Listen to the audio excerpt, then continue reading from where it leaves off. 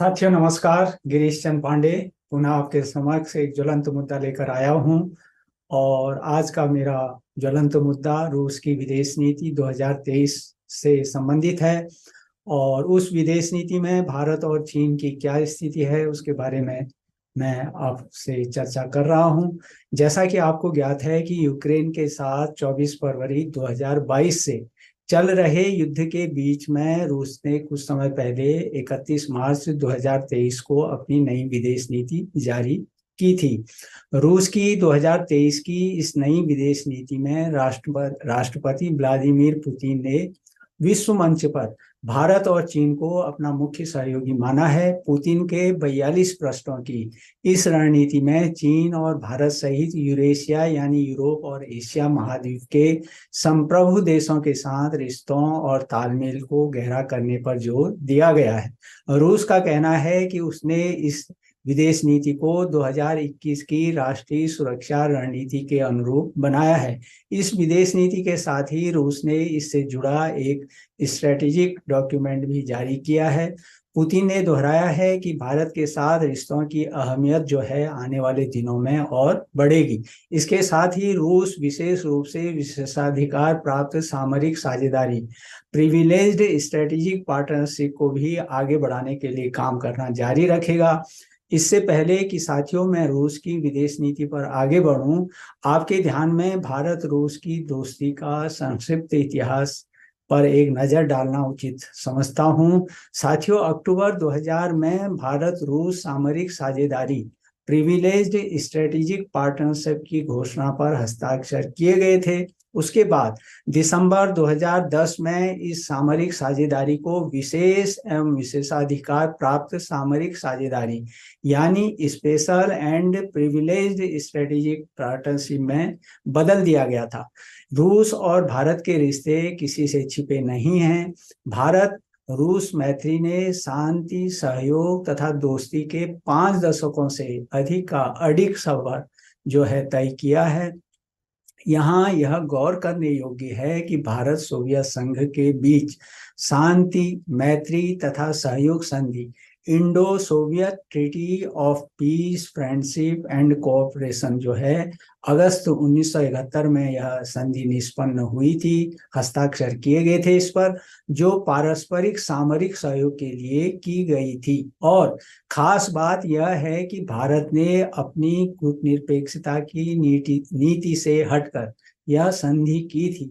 इसी से हम दोनों देशों के बीच प्रगाढ़ संबंधों का अंदाजा लगा सकते हैं। रूस ने अपनी नई विदेश नीति के तहत भारत के साथ पारस्परिक रूप से लाभकारी आधार पर सभी क्षेत्रों में सहयोग बढ़ाने और विस्तार करने के साथ साथ भारत के साथ मिलकर गैर मित्रवत देशों और उनके गठबंधनों की विध्वंसक कार्रवाइयों का विरोध भी जारी रखने की बात विदेश नीति में कही है।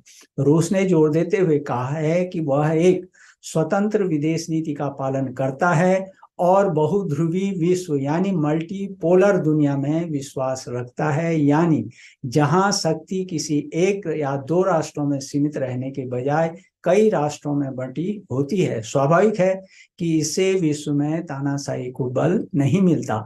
अपनी विदेश नीति में पुतिन ने भारत की सदस्यता वाले 3 संगठनों यानी ब्रिक्स, संघाई सहयोग संगठन एससीओ और आरआईसी, जिसमें रूस, भारत और चीन शामिल हैं, इनके साथ ही स्वतंत्र राज्यों का राष्ट्रमंडल सीआईएस, यूरेशियन इकोनॉमिक यूनियन ईएयू और सामूहिक सुरक्षा संधि संगठन सीएसटीओ को और मजबूत करने की बात भी पुतिन ने कही है। रूस के अनुसार वह इन तीनों संगठनों को मजबूती प्रदान करने का प्रयास करेंगे ताकि पूरी दुनिया में किसी एक के पास ताकत न हो बल्कि कई सारी शक्तियां हों। रूस बहुध्रुवी विश्व, जैसा पहले कहा, मल्टीपोलर वर्ल्ड की वास्तविकताओं के लिए वैश्विक व्यवस्था को अनुकूल करने में मदद करने व उनकी क्षमता बढ़ाने का पक्षधर है। यहाँ यह उल्लेखनीय है कि इन संगठनों में पश्चिमी देशों के एक भी देश की कोई भूमिका नहीं है। इससे स्पष्ट है कि रूस गैर यूरोपीय देशों के समूहों को प्राथमिकता देता है और यूरोपीय देशों का वहां पे कोई स्थान नहीं है। यह सही है कि भारत के लिए एक बहुध्रुवी विश्व व्यवस्था में विदेश नीति का संचालन करना एक चुनौती भरा काम है, क्योंकि एक दूसरे के प्रतिद्वंदी या विरोधी देशों के साथ संबंध कायम करने में यह आशंका बराबर बनी रहती है कि कब कोई देश भारत से रुष्ट हो जाए, नाराज हो जाए। लेकिन भारत अपने देश हित के प्रति सजग है, उसकी अपनी स्वतंत्र विदेश नीति है, वह किसी एक खेमे के साथ रहने का हामी नहीं है। साथ ही वह किसी अन्य देश का अनावश्यक दखल भी स्वीकार नहीं करता और न ही किसी तीसरे देश की कीमत पर किसी देश के साथ अपने द्विपक्षीय संबंधों की मजबूती चाहता है। यह भारत की विदेश नीति का महत्व, इसकी विदेश नीति की विशेषता है। कुल मिलाकर अगर हम कहें कि भारत की विदेश नीति में रूस के साथ वही केंद्रीय महत्व जो है फिर से उजागर हो रहा है जो कभी शीत युद्ध काल में तत्कालीन सोवियत संघ के साथ हुआ करता था। साथियों, जैसा आप जानते हैं कि रूस के साथ अन्य क्षेत्रों के साथ साथ अंतरिक्ष विज्ञान और रक्षा मामलों में आपसी रिश्ते बेहद भरोसेमंद हैं। रूस ने पिछले 5 वर्षों के दौरान भारत को लगभग 13 बिलियन डॉलर के हथियारों की आपूर्ति भी की है। इसके अलावा नई दिल्ली ने 10 अरब डॉलर से अधिक के हथियारों और सैन्य उपकरणों के लिए मॉस्को को ऑर्डर दिया है। रूस की आगे भी कोशिश है कि कारोबार, निवेश, तकनीक से जुड़े जो भी विषय हैं उनमें और मजबूती लाई जाए। दोनों देशों के बीच की घनिष्ठता का प्रत्यक्ष प्रमाण हमें मौजूदा यूक्रेन युद्ध में भी देखने को मिला है। इस युद्ध की शुरुआत से ही पूरी दुनिया जो है रूस के खिलाफ हो गई थी और आगे जाकर 2 गुट बन गए। एक और अमेरिकी प्रभुत्व वाले यूरोपीय संघ के देशों का गुट बन गया, तो दूसरी ओर रूस और चीन एक साथ हो गए। हालांकि इस मुद्दे पर अमेरिका सहित यूरोपीय देशों का भारत पर तटस्थ रुख अपनाने का आरोप भी लगता रहा और भारत पर दबाव भी डाला गया कि वह रूस की जो है इस मामले में निंदा करे। लेकिन प्रधानमंत्री नरेंद्र मोदी के शब्दों में कुछ लोग कहते हैं कि हम तटस्थ हैं, लेकिन हम तटस्थ नहीं हैं। हम शांति के पक्ष में हैं। विवादों को कूटनीति और बातचीत से सुलझाया जाना चाहिए, युद्ध से नहीं। यूक्रेन के संकट के आरंभ से ही हमने तुरंत युद्ध विराम का आह्वान किया और इस बात पर जोर दिया था कि विवाद को सुलझाने के लिए बातचीत ही एकमात्र उपाय है। हमारा मानना है कि इस युद्ध में कोई विजयी पार्टी नहीं होगी, सभी को नुकसान होगा।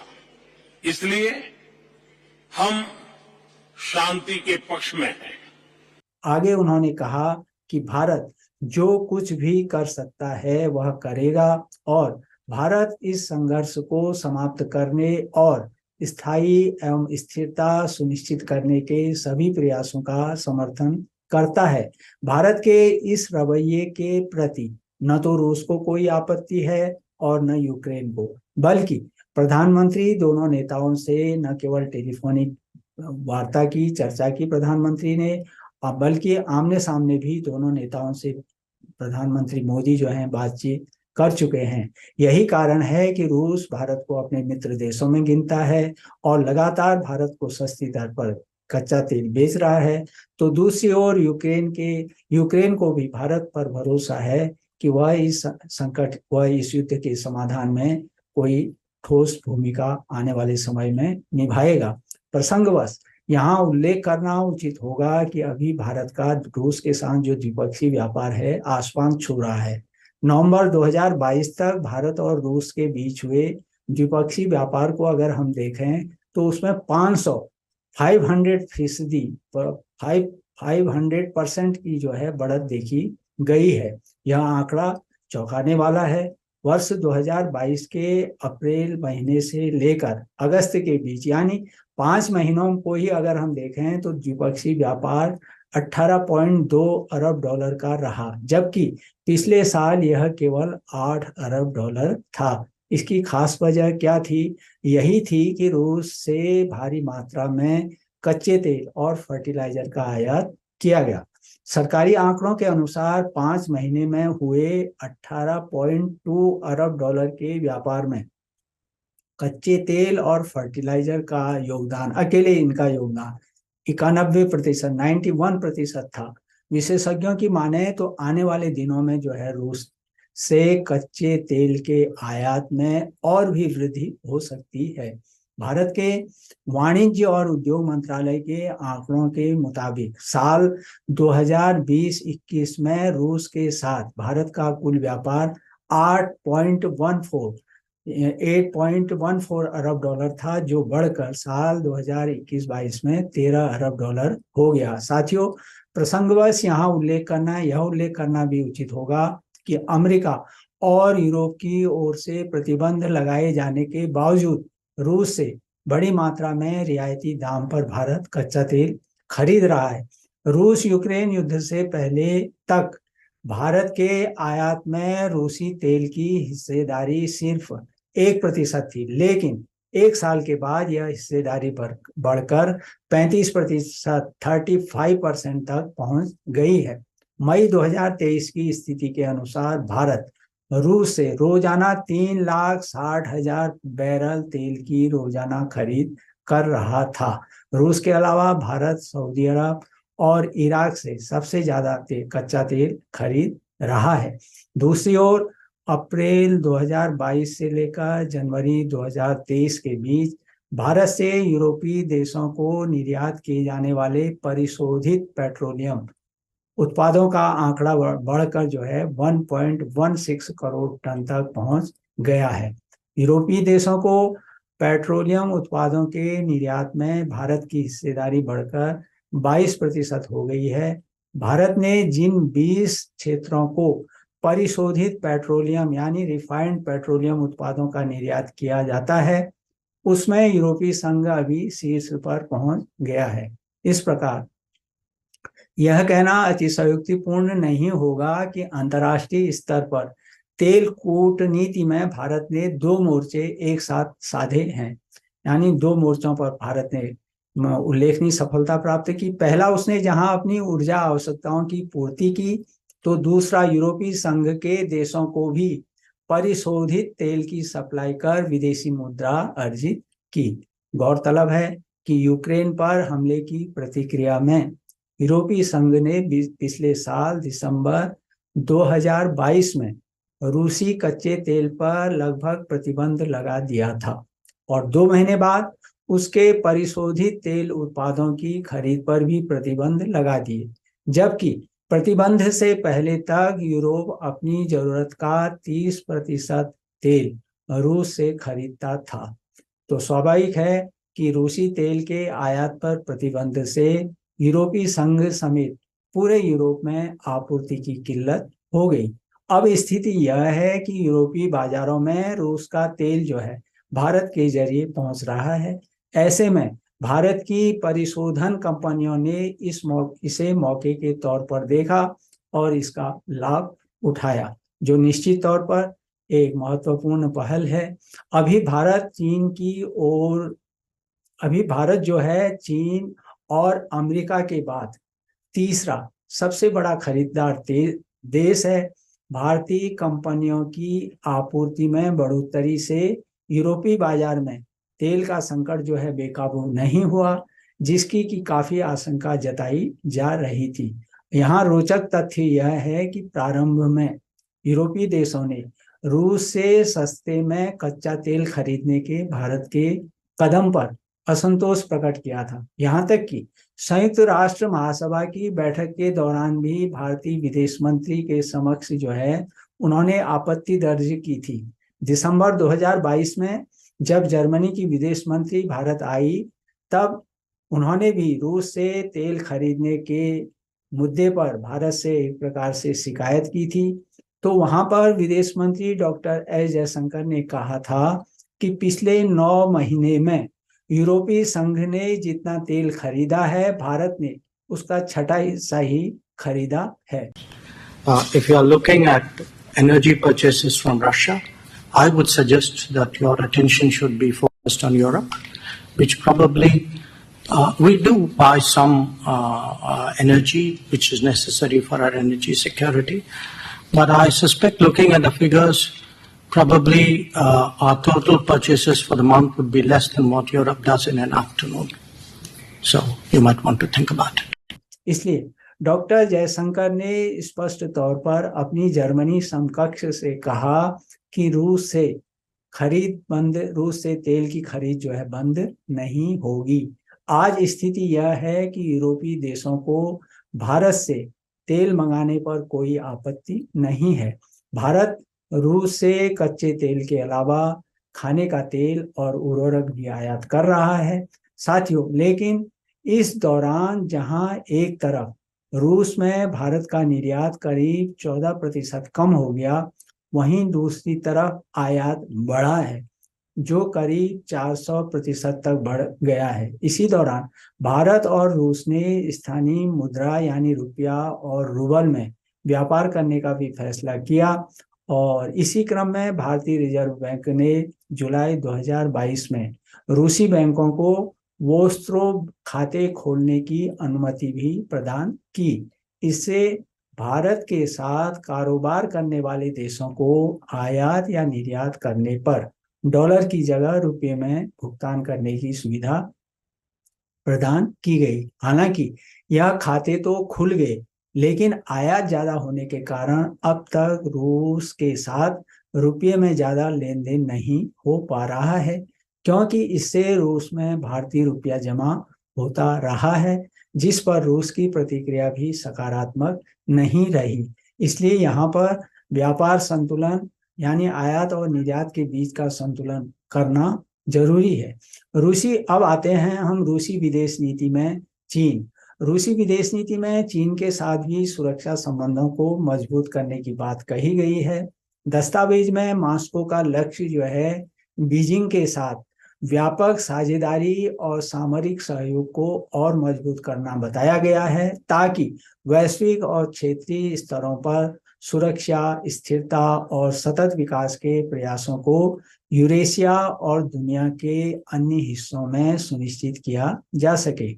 यहाँ यह भी ध्यान में रखना होगा कि रूस की विदेश नीति में यूरेशियन इकोनॉमिक यूनियन EAEU से संबंध बढ़ाने की बात कही गई है और उल्लेखनीय है कि यूरेशिया पृथ्वी पर सबसे बड़ा महाद्वीपीय क्षेत्र है, जिसमें पूरा यूरोप और एशिया शामिल है। एशिया और यूरोप के महाद्वीपों का संयुक्त नाम ही जो है यूरेशिया के रूप में जाना जाता है।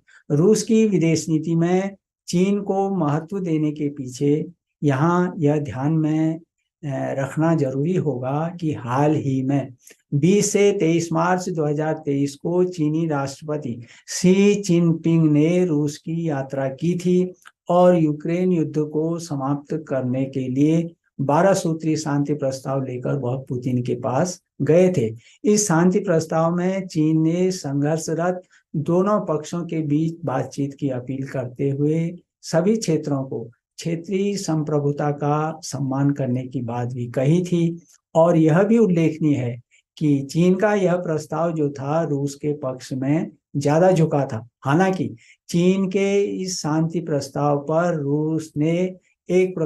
पुतिन ने एक प्रकार से गेंद जो है अमेरिका और यूरोपीय देशों के पाले में डाल दी थी और उनके द्वारा इस मसले पर आगे पहल करने की बात कही गई थी। लेकिन रूस यूक्रेन युद्ध के बीच जो है शी जिनपिंग की इस यात्रा से यह आशंका अवश्य व्यक्त की जा रही थी कि रूस का झुकाव चीन की ओर बढ़ेगा और वह आशंका सही साबित हुई और रूसी विदेश नीति में उसका खुलासा भी हो गया। यूरेशियन क्षेत्र के विकास के बड़े लक्ष्यों को लेकर रूस ने अपनी विदेश नीति में कहा है कि वह बैकाल अमूर मेन लाइन और ट्रांस साइबेरियन रेलवे, अंतर्राष्ट्रीय उत्तर दक्षिण परिवहन गलियारा INSTC जैसी कुछ परियोजनाओं में अधिक बुनियादी ढांचे के विकास के लिए चीन की भूमिका को बढ़ावा देगा।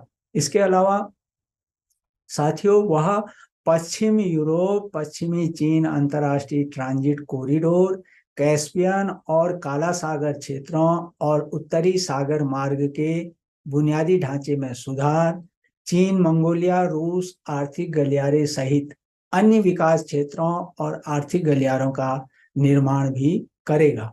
रूस की विदेश नीति में जो है चीन की वन बेल्ट वन रोड परियोजना का भी जिक्र है कि किस तरह यूरेशिया क्षेत्र में इससे साझेदारी को बढ़ाया जा सकता है। साथियों, वैसे चीन और रूस के बीच द्विपक्षीय संबंधों का इतिहास हम अगर देखें तो बहुत पुराना है। साम्यवादी देश होने के बावजूद भी दोनों देशों के रास्ते अलग हो गए थे जब 1960 से 70 के दशक के दौरान चीन ने सोवियत नेतृत्व को छोड़कर अपने लिए अलग रास्ता चुना था। लेकिन 2014 के बाद चीन रूस संबंधों में आई मजबूती को अगर हम देखें तो इसका कारण है कि पश्चिमी देशों की ओर से लगाए गए प्रतिबंधों की वजह से रूस जो है नए व्यापार और निवेश सहयोगियों की तलाश में पूर्व की ओर देखने को मजबूर हुआ है। इसके अलावा खनिज तेल की कीमतों की अस्थिरता तथा चीनी खपत पर रूस की बढ़ती निर्भरता को भी रूस चीन संबंधों में सुधार के रूप में देखा जा सकता है। साथियों, हालांकि कई महत्वपूर्ण मुद्दों पर दोनों देशों में यानी रूस और चीन में भारी मतभेद भी देखे गए हैं। जैसे चीन क्रीमिया को रूस का हिस्सा नहीं मानता है, वहीं रूस दक्षिण चीन सागर में चीनी अधिकार के दावे पर तटस्थ रुख अपनाता रहा है और वह चीन की विस्तारवादी नीति से भली भांति परिचित भी है। तो साथियों, यहाँ यह भी उल्लेख करना जरूरी होगा कि रूस और चीन के संबंधों पर अगर हम नजर डालें तो पश्चिम को लेकर उनके नजरिए के चलते वे बने हैं, यानी दोनों देशों के जो संबंध हैं पश्चिम के नजरिए को लेकर बने हैं। इसे हम एक प्रकार से पश्चिम को लेकर एक उनका संयुक्त विपक्ष कह सकते हैं और जिसमें भारत कुछ नहीं कर सकता और न भारत की इसमें कोई रुचि है। भारत को रूस की चीन के साथ बढ़ती इस घनिष्ठता से चिंतित होने की भी कोई जरूरत नहीं है, लेकिन रूस एवं चीन की इस घनिष्ठता को देखते हुए भारत अमेरिका व दूसरे पश्चिमी देशों के साथ भी अपने रिश्तों को लेकर उतना ही सजग है और वह एक संतुलन कायम रखने में सफल भी हुआ है। इसलिए अमेरिका मानता है कि भारत से लगती सीमा पर पूर्वी लद्दाख पर चीन ने उकसाने वाले कदम उठाए हैं जो भारतीय भागीदारों और दोस्तों के लिए बेहद चिंताजनक है। अमेरिका का मानना है कि दोनों देशों के बीच सीमा पर शत्रुता की बढ़ती आशंका के मद्देनजर अमेरिका पर और इन दो एशियाई दिग्गजों यानी भारत और चीन के बीच उनकी हिंद प्रशांत रणनीति पर असर पड़ सकता है। अमेरिका इस बात को भी महसूस करता है कि हिंद प्रशांत क्षेत्र जो है विश्व का एक महत्वपूर्ण व्यापारिक व सामरिक मार्ग है जिस पर चीन का वर्चस्व कायम होना उसके लिए बड़ी मुश्किल पैदा कर सकता है। इसलिए भारत का साथ अमेरिका का भारत और अमेरिका के बीच जो है दोस्ती का एक यह मुद्दा यहाँ पर हिंद महासागर भी हम कह सकते हैं। यह भी उल्लेखनीय है कि रूस के यूक्रेन के विरुद्ध किए गए हमले से यूरोप और अमेरिका ने परेशान होकर मॉस्को के प्रति जो है आक्रामक रणनीति अपना रखी है। इसलिए रूस द्वारा जारी किए गए स्ट्रेटेजिक दस्तावेज के अनुसार वह अमेरिका को स्पष्ट तौर पर अंतर्राष्ट्रीय स्थायित्व के लिए खतरा बताता है और इसलिए दोनों देशों के बीच जो है मनमुटाव बराबर जारी है। वॉशिंगटन और मॉस्को के बीच बढ़ते इस तनाव के बावजूद यहाँ एक दिलचस्प बात यह है कि दस्तावेज में रणनीतिक समानता बनाए रखने और संयुक्त राज्य अमेरिका के साथ शांतिपूर्ण सह अस्तित्व को बनाए रखने की बात कही गई है। आगे उनका कहना है मतलब विदेश नीति में जो है रूस की, उसमें कहा गया है कि यह अमेरिका पर निर्भर है कि वह कहां तक अपनी सत्ता वर्चस्व की नीति और रूसी विरोधी नीतियों को दरकिनार करते हुए रूस की संप्रभुता, समानता, पारस्परिक लाभ तथा एक दूसरे के हितों के प्रति सम्मान के सिद्धांतों का पालन करता है। इस विदेश नीति में सबसे खास बात यह रही है कि 21 फरवरी 2022 में ही रूस ने अमेरिका के साथ न्यू स्टार्ट ट्रीटी जो थी निलंबित कर दी थी। ऐसा उन्होंने 20 फरवरी 2023 को बाइडेन की यूक्रेन यात्रा से नाराज होकर किया था, लेकिन इसके बावजूद रूस ने अमेरिका के साथ स्थिरता कायम करने पर जोर दिया है। तो यह विश्व समुदाय और विशेषकर यूक्रेन के लिए एक शुभ संकेत ही कहा जाएगा। इसमें दो राय नहीं है कि रूस की नई विदेश नीति में हाल ही में आए अंतर्राष्ट्रीय समीकरणों में बदलावों की झलक साफ दिखाई दे रही है, जो स्वाभाविक भी है क्योंकि यूक्रेन पर हमले के जवाब में कई पश्चिमी देशों ने हथियारों सहित रूस पर जब प्रतिबंध लगाए तो मॉस्को ने इसे अपने विरुद्ध एक प्रकार से सैन्य अभियान कहा है और साथ ही अमेरिका सहित यूरोपीय देश की एकजुटता से रूस भली भांति परिचित है और उससे निपटने का वह मादा भी रखता है। जहां तक भारत का संबंध है, वैश्विक तनाव एवं अनिश्चितताओं के बीच भी भारत के रूस के साथ संबंधों में कोई उलटफेर की संभावना नहीं दिखती।